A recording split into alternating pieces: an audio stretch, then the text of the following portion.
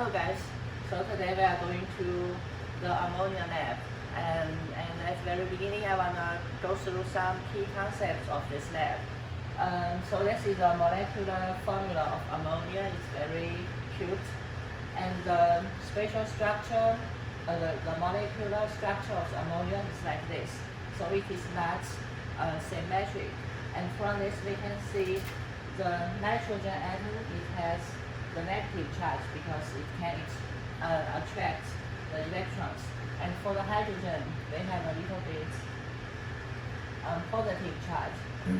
So we can see the ammonia molecule is very polar, which means it is very soluble in the water.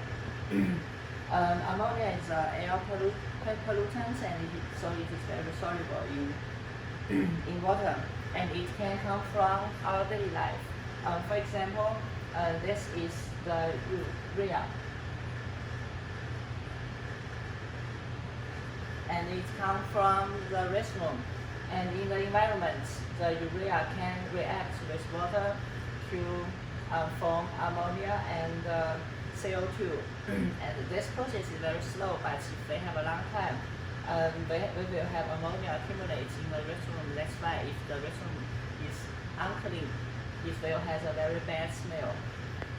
So for this reaction, it can happen in the restroom. On the other hand, in our human body, we have amino acids, and if we want to use the energy from the amino acids, they will remove the ammonia part from the amino acids, and so we will have ammonia in our body. But we know that ammonia is toxic, so we want to remove it. In our body, we will remove the ammonium by form urea, but we don't have CO2 in our body, but we have something like the bicarbonate. So we can combine these two to form the urea, and then the urea will be removed from our body. The next thing I want to go through is the equation.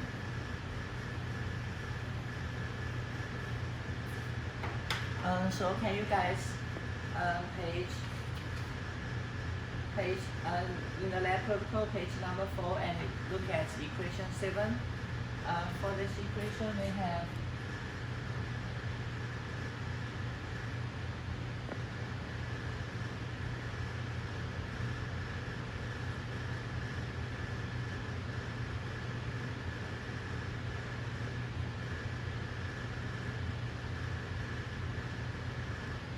this is the equation that they will only use in the lab report, in the calculation. So this C refers to the ambient concentration.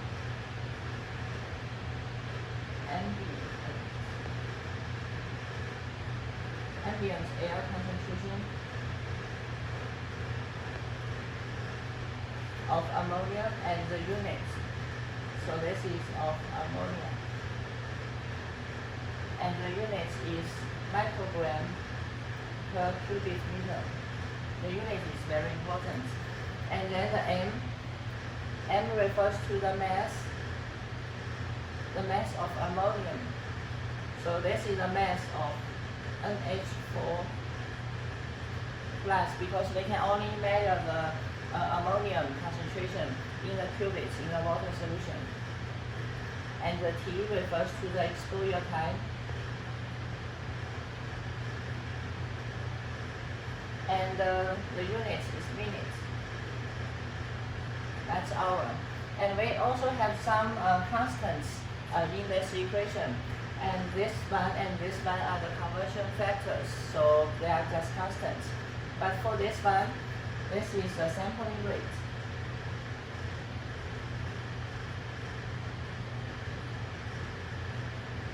Sampling rate of our sampler. And this is a function of like humidity and temperature and some other factors. So if we put our sampling in the different environments, the sampling rates will change, and then the ammonia that's collected by the sampler will also change. So do you have questions? No, everything clear. Thank Okay, you. That's good. And then the next thing is the sampler.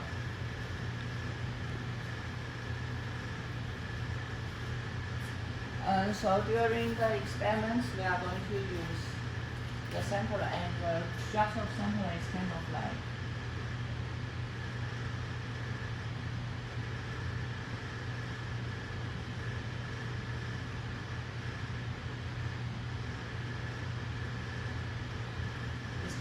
this, and we have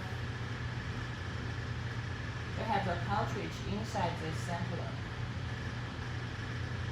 So when we put the sampler into the air, the ammonia in the air can just diffuse into the sampler from any direction.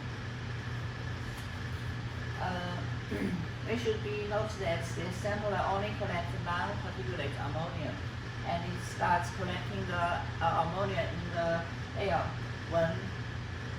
as soon as exposed to the air. So inside this cartridge, this sampler, it will have something like this, and these parts are the diffusion pads.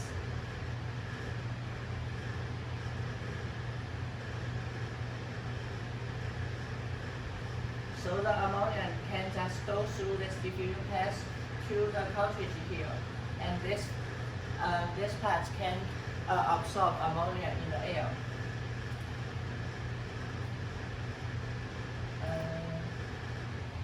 So we can just go to look at the sampler.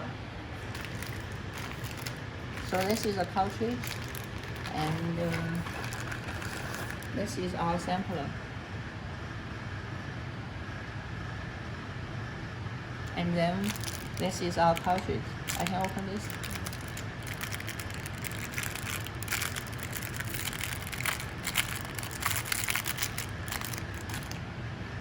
And then we put this inside this.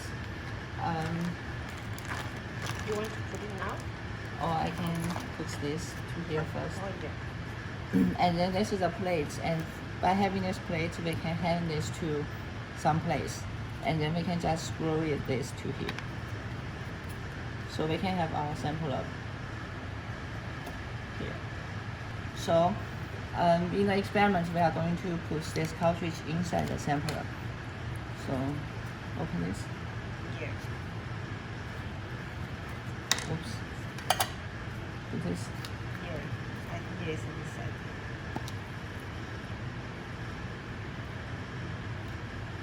What happens if you don't use gloves when you touch the cartridge? I think because my hands will have some other chemicals, so it will contaminate the cartridge. Like this. And then so we have our sample ready, and then we can just hand this to the restroom. So shall we go to the restroom? You want we can go now. Okay, put it So we there. can just hand it to our lab, maybe. We use the tape and paste with the tape. Yeah, so we can use the tape. But the tape is here. You have tape here. Oh.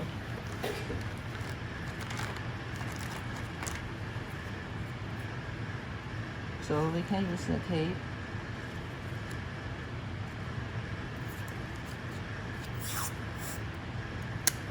So where do we want to hang this? We can just You can put it here. Yeah. So we can measure the concentration of ammonia in our lab.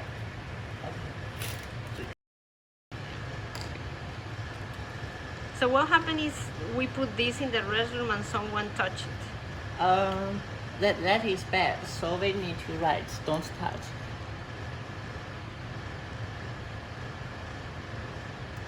And if someone touches, what is the effect in the experiment? I think it depends on if that person wear gloves or no. But I think usually in the restaurant people will wear gloves. so they will contaminate our sample. So now it is after 10 hours. It's very 24. long time. Oh, 24 hours. It's a very long time. And then we can just take this out and remove the tapes from the resume. And then get our sampler. Oops. Okay. And after some efforts, finally I get it out. And then we can just put it here. And then we put the sampler into here. And then we add 10 ml of DI water.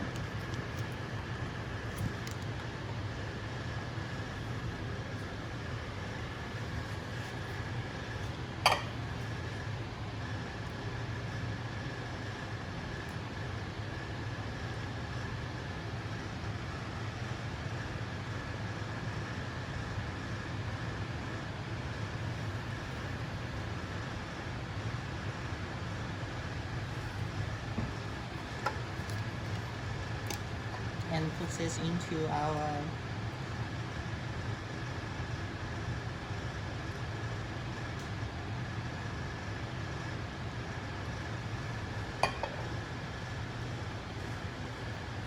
and the next step is to vortex it for 1 minute.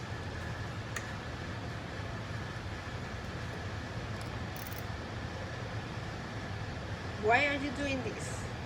Because we want to extract the NH4 plus in this sampler to the water solution. And you need to do it for 1 minute. What happens if you do it for less than 1 minute or more than 1 minute? Oh, this is a good question. I think if we do this less than 1 minute, the extraction may be incomplete, so we will have some ammonia inside the sampler. But if we do this more than 1 minute, that is a waste of time. So after 1 minute, we can stop this and then transfer it to the storage vial. Why are you using an amber vial? Because we want to avoid the light, so we should do this in the dark room.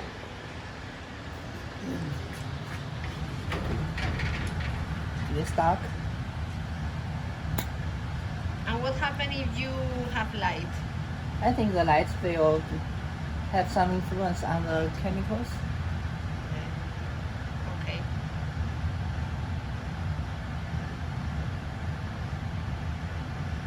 And when we do the transfer, we try to avoid this sample get into the vial. Then we are going to have a trouble. But this is good. And after this, we are going to transfer 1 ml of this transfer 1 ml from the storage solution into this reaction vial. Yeah. So here the pipettes, and we are going to use 1 ml.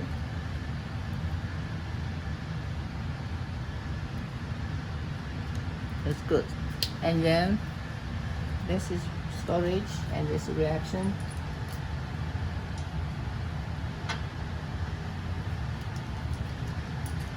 I only have 1 ml to here.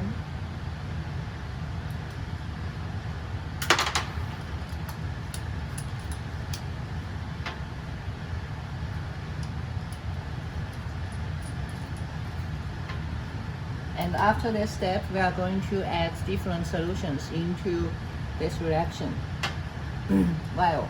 So basically, we have different solutions, like the phenol, cyan, ferric, oxidizing solution, and the buffer solution. But at first, we need to add the buffer solution. So we are going to add buffer solution to our reaction. Oops. So are you using this small pipette to do this? How many mils of... This is 1 ml. I can do it 5 times. Are you sure you want to do it 5 times? Or maybe no, it will introduce a lot of error. So I will find a 5 ml pipette. Now this is a 5 ml pipette, and I can make it into 5 ml. 5 ml, good. And then we can add buffer solution.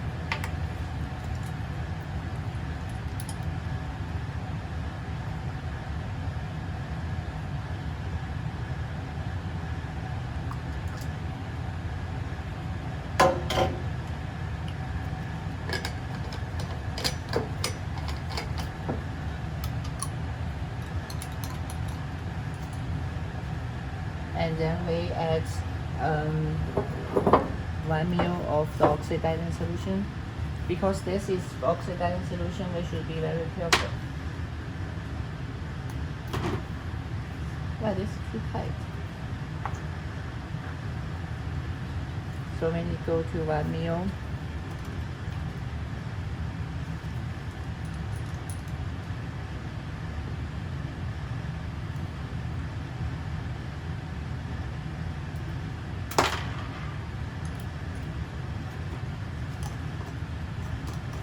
and 0.4 of this one. So we need to adjust the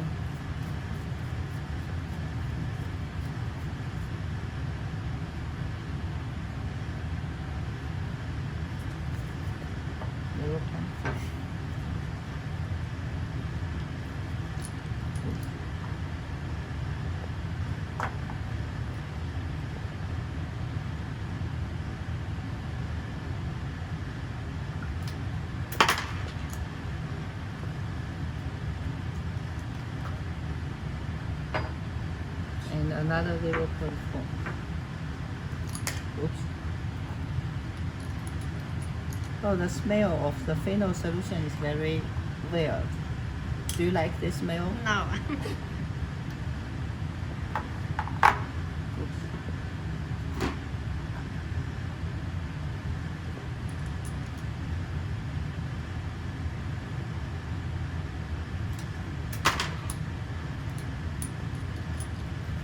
So for the phenol solution, we should be very careful because if the phenol exposed to air for a long time, it will become pink because it will be easily oxidized in the air. Okay. So we have our reaction ready. We are going to make the blank solution. So for the blank, we are going to add 1 ml of DI, which pretends to be our sample. And then we are going to add 5 ml of the buffer. So this blank is what? For what? Is blank? This is blank for the UVVs. And why are you putting all the chemicals instead of using only the water as a blank? Oh yeah, this is a very good question. Because we want to control the variables. We want the variables only to be the ammonia. So the other chemicals like the oxidizing solution and other things, they will not influence our results. And then for the cyan,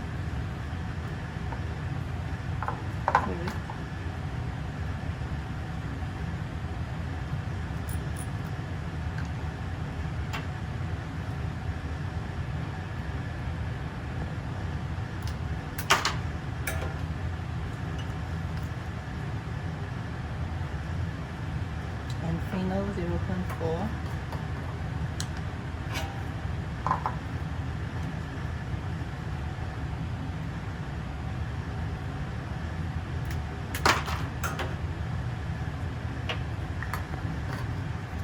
Oxidizing solution also 0.4. It's 1 mil. 1 ml. 1 mil, yeah.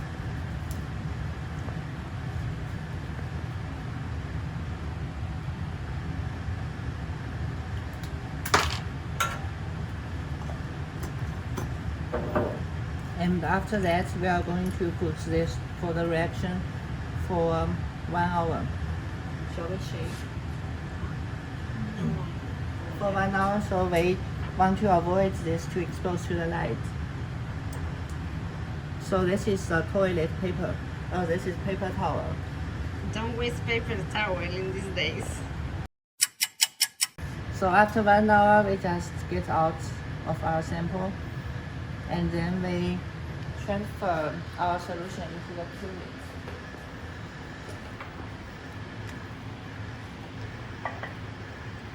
So for the blank,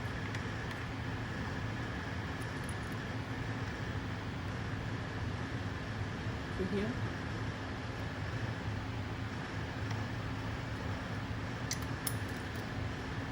And for the reaction solution,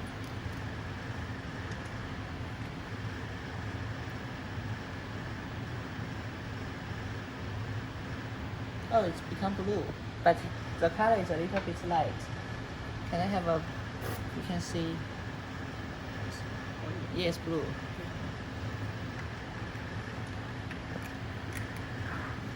And then we go to the DVD.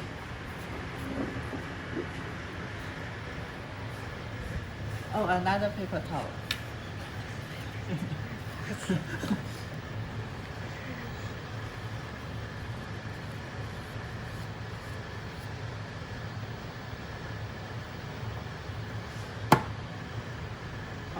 Blank.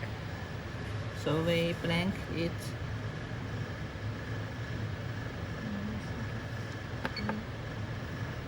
Yep, that blank. Blank? No, not here. Okay, now it's already blanked. And then we are going to measure our sample. Yeah, right here.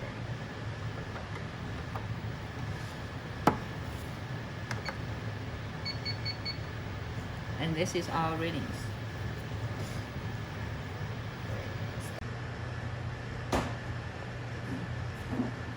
So we have our sample, and then we are going to talk about the calibration curve. Happening here. And then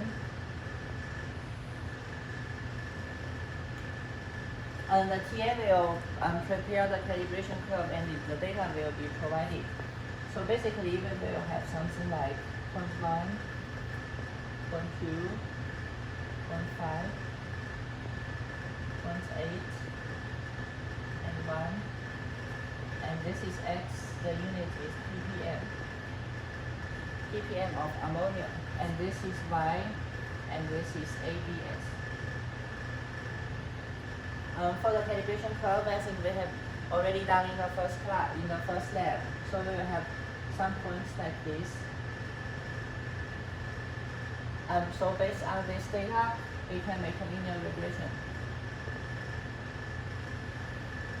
And the linear regression curve is generally, like I talked, it's like plus B. And for the linear regression, we can solve A and B, so we can have this equation ready.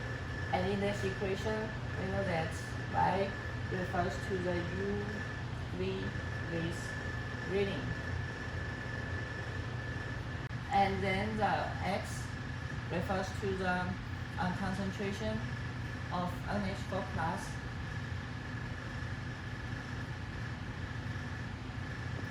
in the cuvettes or in our sample. And then this concentration can be used to calculate the mass of NH4 plus in the equation that I mentioned at the beginning of the lab. So this M equals to the concentration times the volume. And for this volume, we should take special care because this volume is not the volume in the cuvettes. This is the volume in our reaction vial. On the other hand, we are going to have two calibration curves. One is the setting like this, and another one, 1 ppm, 2, 5, 8, and 10. So we are going to have two sets of calibration curves. Why we have two sets of calibration curves? Because we want to make our calibration curve more accurate. And that's it. So the TA will provide all the data and all the information online, and we will also provide two videos of the diffusion and the Barr's law.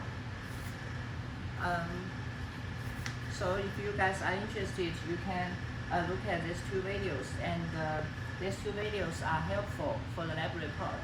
So they recommend to you guys to watch those videos. So I think that's it for today. Thanks.